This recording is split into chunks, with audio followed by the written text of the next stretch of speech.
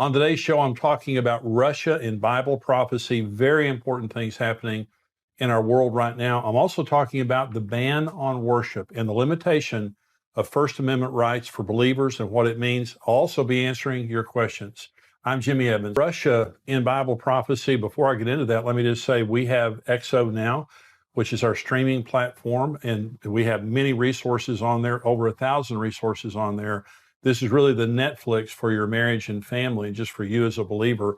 My content's on there, my preaching, my marriage content, David Ashley Willis, many other speakers that we have at our conferences, as well as the 21-day inner healing journey and 21-day total freedom journey.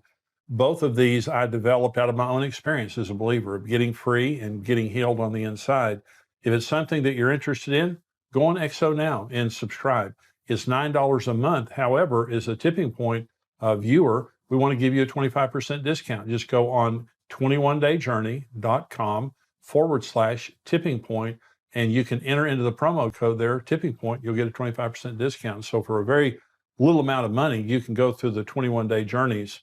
I really believe it will change your life. I believe it could change your marriage or your family's life, whatever age you are, wherever you are. This is something pre-COVID. A lot of people were struggling with their mental health, emotional health. COVID has just made much of that worse for a lot of people. I really believe that would be a blessing to you. We talk about Russia in Bible prophecy, and we're talking again about the world, the makeup of the world, and what the Bible said would happen at the very end. Now, some of the most specific scriptures related to the end times have to do with Israel. So let me talk about one very specific fulfilled prophecy. I'm going to talk about another prophecy that's about to be fulfilled, I believe. But this is Jeremiah 16. This has been fulfilled. Therefore, behold, the days are coming, says the Lord, that it shall no more be said, the Lord lives, who brought up the children of Israel from the land of Egypt, but the Lord lives, who brought up the children of Israel from the land of the north, and from all the lands where he had driven them. For I will bring them back into their land, which I gave to their fathers. Now, if you go on to a map and you look at Jerusalem, you look at Israel, you go directly north, it's Russia. The far north, that's Russia up there. And so is that fulfilled? No more will I bring the children of Israel out of Egypt, but I'm going to bring them out of the land of the north and all these other lands where I've scattered them. Okay. In 1989, between 1989 and December of 2002, 1.1 Russian Jews immigrated from Russia to Israel. So I did a conference in Israel about 7 years ago, a leadership conference. And we did not invite a Russian interpreter. And boy, we heard about it. The first time that I spoke in Israel was, maybe 30-something years ago, and there weren't Russians in Israel. I mean, there may have been a few, but there weren't Russians in Israel. Certainly weren't Russian congregations, of Messianic congregations. Well, there are today. And so a lot of the Russian Messianic Jews wanted to come to our conference, but they couldn't. They're all over Israel. So this is a fulfilled prophecy. Now we can say it's not just God who delivered the Jews out of Egypt or out of Babylon, but now God has delivered the Jews from the north, the land of the north, from Russia, and from all the other nations where they had been scattered. This is a fulfilled prophecy. Okay, well, here's another prophecy, and you've heard me talk, if you've heard me talk much at all, about the Gog and Magog war. Now, this has not happened, but it's going to happen here pretty quick. I want to tell you how I believe it could all take place.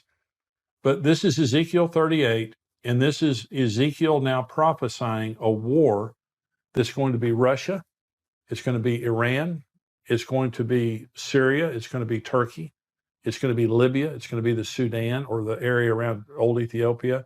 Those kinds of nations that are aligned in their beliefs and in their opposition to Israel. And so Ezekiel 38, now the word of the Lord came to me saying, Son of man, set your face against Gog, that's a person, of the land of Magog, that's the land, the prince of Rosh, Meshech, and Tubal, and prophesy against him and say, Thus saith the Lord God, Behold, I am against you, O Gog, the prince of Rosh, Meshech, and Tubal. I will turn you around, put hooks in your jaws, and lead you out with all your army, horses, and horsemen, all splendidly clothed, a great company with bucklers and shield, all of them handling swords. Persia, that's Iran. Ethiopia, that's the Sudan, that area around there. Libya, it's Libya. All of them with shield and helmet. Gomer and all of its troops. The house of Togarmah from the far north, Turkey. Many people are with you. Prepare yourself and be ready, you and all your companies that are gathered about you, and be a guard for them. After many days you'll be visited. In the latter years, you will come into the land of those brought back from the sword, that's Israel, and gathered from many people on the mountains of Israel, which had long been desolate. They were brought out of the nations, and now all of them dwell safely. You will ascend like a storm, covering the land with a cloud, you and all your troops and many people with you. Now I'm going to continue on that in just a minute. And so all of these nations are aligned. Russia has been helping Iran develop their nuclear technology. Russia is aligned with all the nations that we're talking about. Russia is very much aligned militarily and economically with Iran, with Turkey. We see right now Russian troops in Syria, Iranian troops in Syria, these nations coming together, Turkey now becoming more and more militant in their position against Israel and pro-Russia. All these things are happening right before our very eyes. I'm going to talk about in just a minute about how I believe this will be provoked. But we see all these things happening right now. And so Russia is going to attack Israel. That's one of the things I'm saying.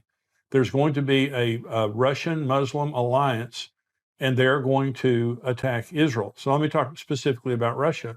You say, well, why would Russia attack Israel? Well, to gain a military advantage, a strategic advantage. Israel is a very, very strategic, literally, Israel's the crossroads of the world.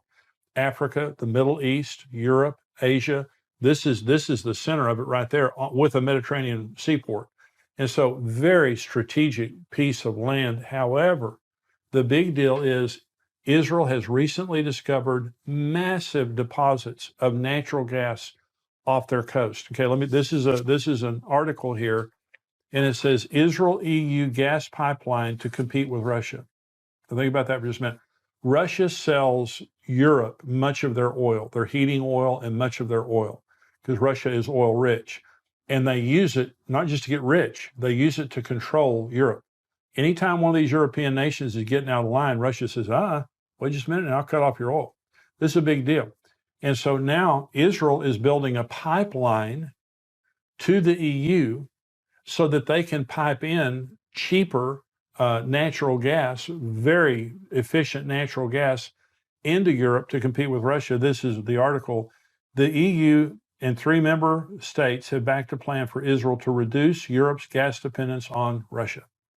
The European Commission and ministers from Cyprus, Greece, and Italy signed up to build a new gas pipeline from Israel to Europe at a meeting in Tel Aviv on Monday, the 3rd of April.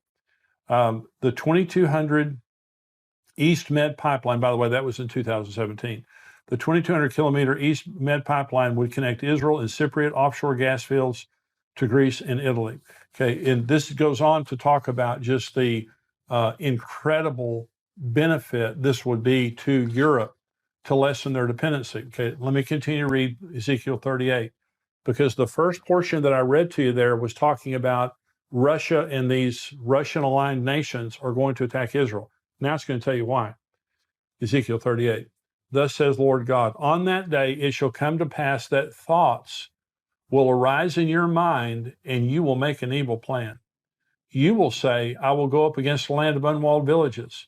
I will go up to a peaceful people who dwell safely, all of them dwelling without walls, and having neither bars nor gates. Listen to this, to take plunder, to take booty, to stretch out your hands against the waste places that are again inhabited, and against a people gathered from the nations who have acquired livestock and goods who dwell in the midst of the land. Sheba, Dedan, let me stop right there for just a minute, because this is talking about America and some of the pro-Israel nations questioning the Gog-Magog alliance. Okay, so thoughts are going to arise in your heart. First part of the text that I read to you says, I'm going to put a hook in your jaw. God says, I'm going to provoke this. A hook was an animal hook. And when a farmer had an animal that was stubborn like a mule, they put a hook in its mouth and drug it around. And so God is saying, you don't have a choice in the matter. I'm going to provoke you. I'm going to put a hook in your jaw, all of you, and I'm going to drag you down to the mountains of Israel. I'm going to destroy you myself. Now here it's saying, thoughts are going to arise in your heart. You're going to have these thoughts that come to your mind that say, you know something? All that stuff that Israel has, they don't deserve it. We need to deal with the Middle East problem right now, but we need that stuff. And they're taking money out of our pocket. That natural gas that they're sending to Europe, they're lessening Europe's dependence upon us, and that hurts us financially, and it hurts us politically. And so thoughts are going to rise in your heart, and you're going to come down to take plunder, to take booty, and to come against people who now have gathered back into the land. And these are rich people. Well, let me say several things. The first time I was in Israel was probably around 1985, something like that. When I was in Israel in 1985, they said Israel was the 5th largest exporter of agricultural produce in the world. The Israelis invented drip irrigation. They can grow stuff that you can't even imagine how rich the land is. It blossomed like a rose. That's another Old Testament prophecy that came true when Israel came back in the land. It is the most rich, abundant land you've ever seen in your life. The Dead Sea has over 1 billion tons of chemicals in it. We swam in the Dead Sea. You don't swim in the Dead Sea. You just kind of lay on top of the water.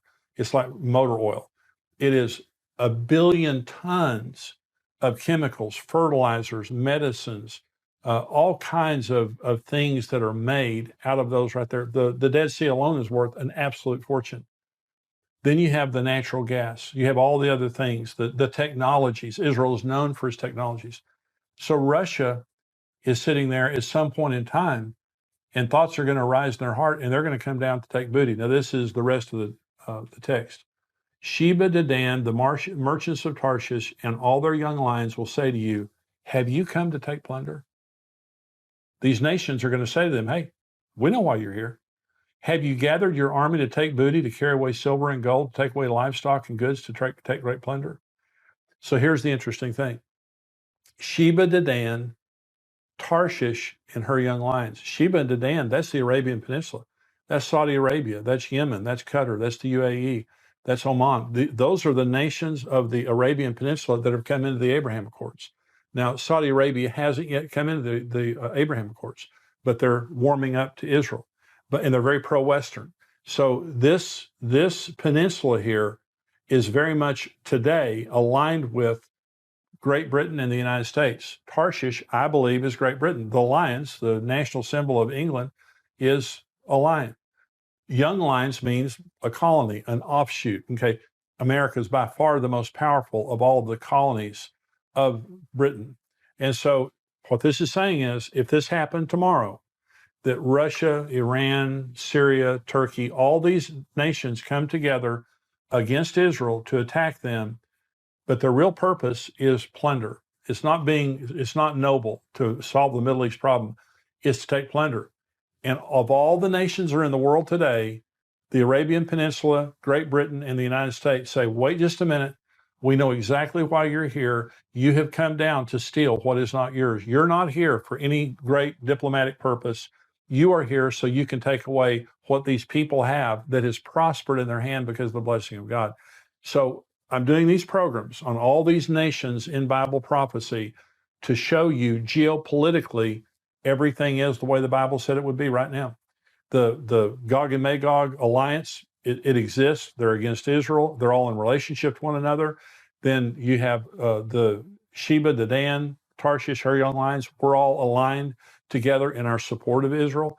And so these things are happening before our eyes. So again, I believe that end time prophecy is ready to be fulfilled. Now, why do I say that the Gog-Magog war could happen at any time?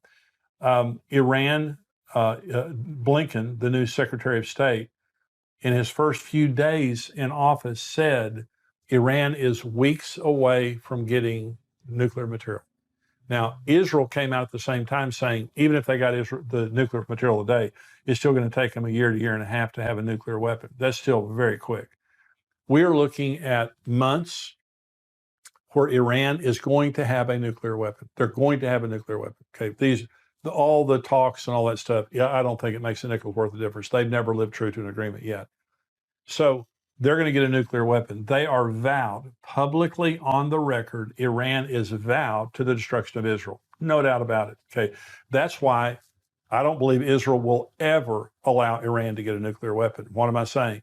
I'm saying they're going to bomb Iran. I believe that if Iran is allowed to get a nuclear weapon, Israel at some point is going to preemptively strike them because it is an existential threat to Israel. Can happen. So when God says, I'm going to provoke you, can you imagine what would happen tomorrow or today if Israel bombed Iran?